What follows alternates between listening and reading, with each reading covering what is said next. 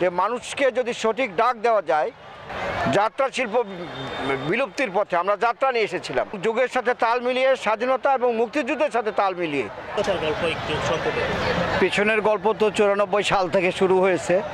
আমাদের সম্মানিত অনেক উপদেষ্টা এবং অনেক সদস্য মারা গেছেন, তাদের প্রতি শ্রদ্ধা নিবেদন করে জানাতে চাই যে হাঁটি হাঁটি পা করে 1994 সাল থেকে এই মেলা, তখন এত বেশি দোকান ছিল না, পরবর্তীকালে দোকানের সংখ্যা বৃদ্ধি পায় এবং 21শে উদযাপন পরিষদ তখন নাম ছিল।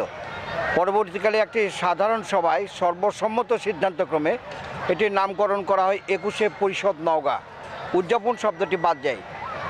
আর এই বইমেলা ক্রমান্বয়ে বৃদ্ধি পেতে পেতে আজকের এই অবয়বে পৌঁছেছে।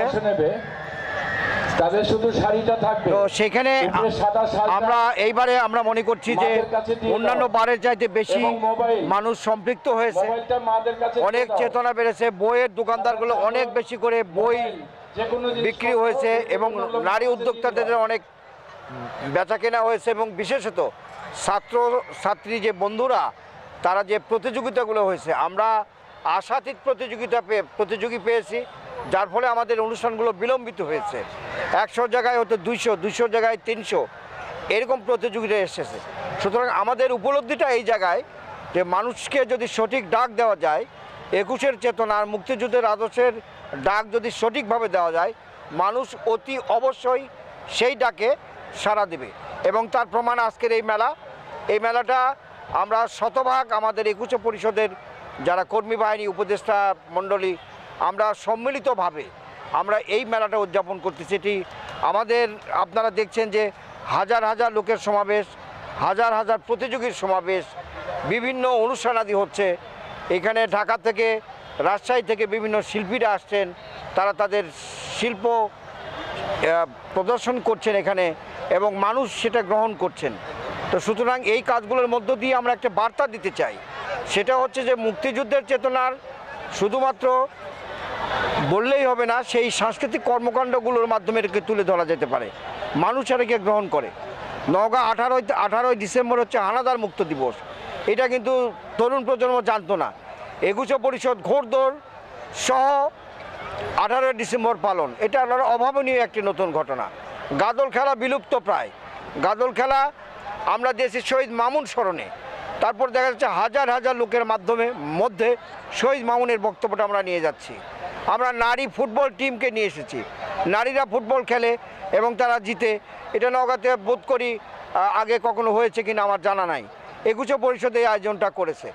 এরকম বিভিন্ন ক্ষেত্রে করোনার সময় আমরা প্রথমে ঝাঁপিয়ে পড়ি, করোনার এই যে স্যানিটাইজার, আমাদের মাস্ক বিতরণ এবং বিনামূল্যে সচেতনামূলক লিফলেট, এবং পরবর্তীকালে আমরা ভালোবাসার বন্ধন নামে একটা প্যাকেজ করে সেইখানে আমরা 25 কেজি চাল, 10 কেজি আলু, 2 কেজি ডাল, আমরা একটা তেলের প্যাকেট সহকারে আমাদের কর্মীরা সকাল থেকে বিকাল পর্যন্ত এটা সরবরাহ করেছে।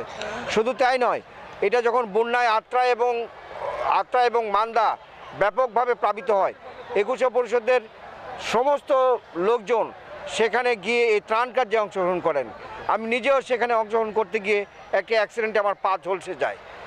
কিন্তু এই ছেলেদের, এই অংশগ্রহণীদের, তাদেরকে তো আমরা 10টা টাকাও দিতে পারি না। তারা কেন যায় হচ্ছে মানুষের প্রতি ভালোবাসা, দেশের প্রতি ভালোবাসা। এই ভালোবাসার ডাকটা সঠিকভাবে 21শে পরিষদ দিতে পেরেছে, জন্যই আজকের এই মেলায় জাতি, ধর্ম, বর্ণ নির্বিশেষে একটা অসাম্প্রদায়িক একটা মিলন মেলায় পরিণত হয়েছে। মেলাগুলো যেমন এইবার টিটু মুন্সি এসেছিলেন, অভাবনীয় আবৃত্তিকার, বাংলাদেশে মন্ত্রমুগ্ধের মতো মানুষ শুনেছে। এর আগে আমরা নওগাঁর যে হারিয়ে যাওয়া গান, সেই গানগুলো নিয়ে এসেছিলাম নিয়ামতপুর থেকে। যাত্রা শিল্প বিলুপ্তির পথে আমরা যাত্রা নিয়ে এসেছিলাম।